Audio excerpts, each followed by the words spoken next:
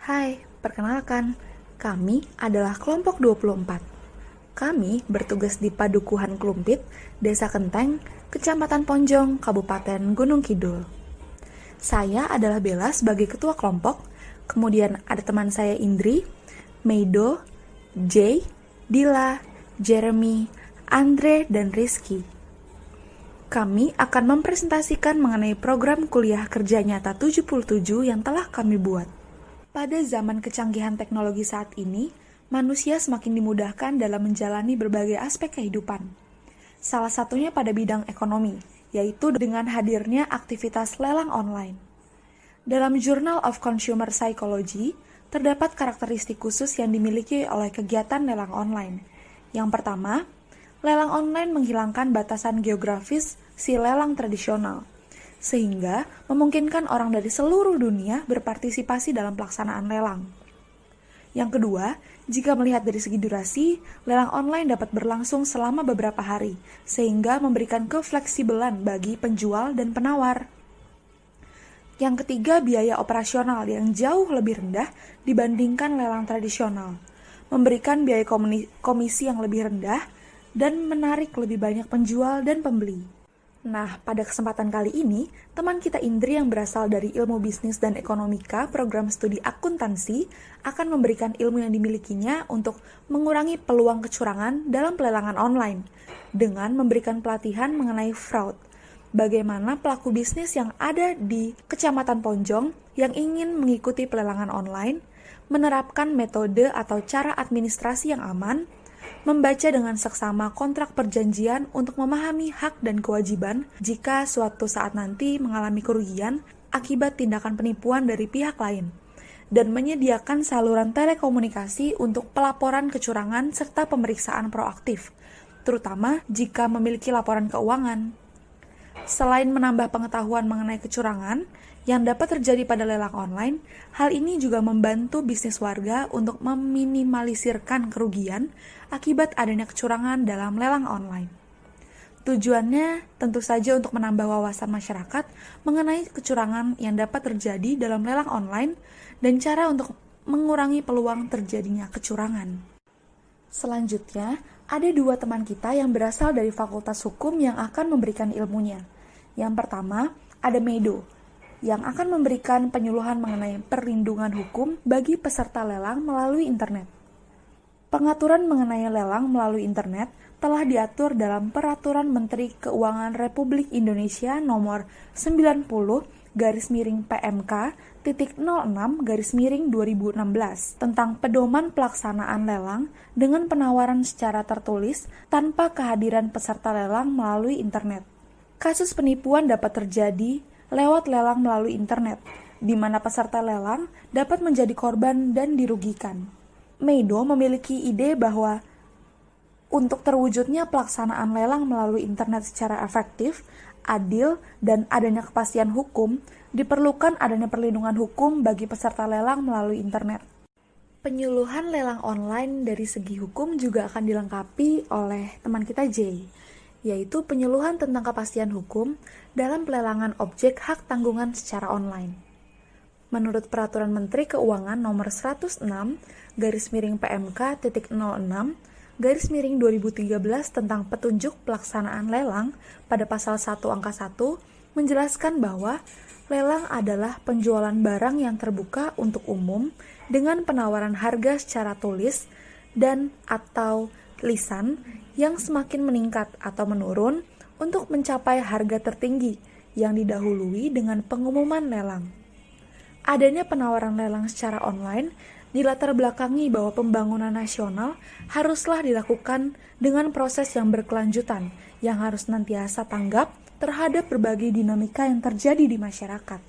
Kemudian pada pasal 54 ayat 3 Peraturan Menteri Keuangan Nomor 106/PMK.06/2013 juga menjelaskan bahwa penawaran lelang secara tertulis tanpa kehadiran peserta lelang dapat dilakukan melalui 1.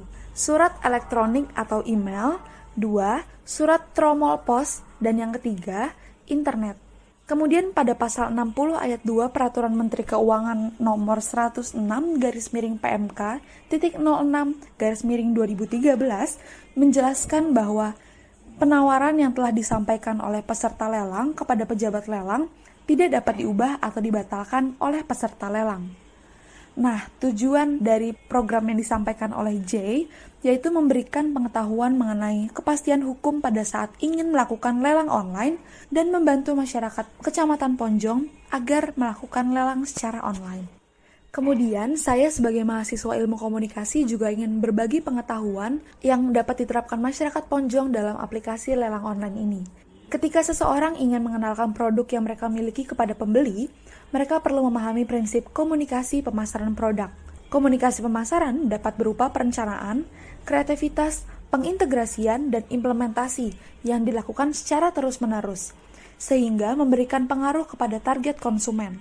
Di sini, saya akan memberikan penyuluhan terkait Integrated Marketing Communication Tools kepada masyarakat Kecamatan Ponjong. Melalui strategi marketing sederhana 4P dan 4C, kami akan membantu masyarakat Kecamatan Ponjong untuk meningkatkan penjualan, menjalin relasi dengan konsumen, dan memperkuat brand. Nah, selanjutnya teman kita Dila yang memiliki ilmu informatika pun ingin berbagi pengetahuannya. Untuk itu, dalam program ini, kami bertujuan untuk membantu para pemilik barang yang ingin dilelang dalam pelaksanaan proses bisnisnya, sehingga mempermudah pengelolaan dan transaksi yang terjadi, serta meningkatkan keamanan dan dapat memberikan laporan penjualannya. Aplikasi lelang online ini diadakan dalam bentuk mobile maupun web, sehingga mudah diakses dimanapun dan kapanpun dibutuhkan. Pengguna hanya perlu terhubung ke internet, dan kemudian aplikasi lelang online dapat digunakan. Tentunya, tujuannya untuk meningkatkan efisiensi dan efektivitas proses lelang online, menjaga keamanan, dan mempermudah pengecekan data. Program ini juga akan dilengkapi oleh penyuluhan yang diberikan oleh teman kita Jeremy yang berasal dari sistem informasi. Dibutuhkan pembelajaran tentang analisis SWOT yang sangat berguna untuk menganalisis dari segi kekuatan atau strength, kelemahan atau weaknesses, peluang atau opportunities, dan ancaman atau threats. Dengan menggunakan analisis SWOT, maka usaha dengan menggunakan aplikasi lelang online akan lebih terarah dan terstruktur proses bisnisnya.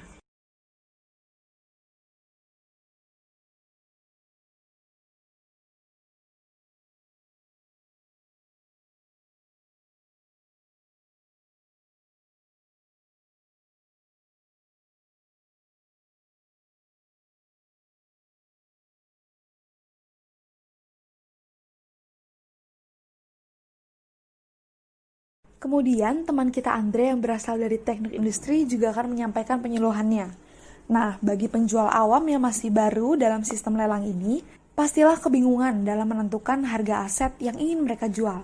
Mungkin saja harga yang ditentukan terlalu tinggi sehingga tidak ada pembeli ataupun harga yang dijual terlalu rendah sehingga nilai yang dihasilkan terasa tidak maksimal. Salah satu cara yang dapat dipakai dalam menentukan harga penjualan suatu aset ialah dengan memakai depresiasi atau biaya penyusutan. Terdapat beberapa jenis tipe depresiasi yang dapat diaplikasikan, tergantung dari jenis aset yang ingin dijual.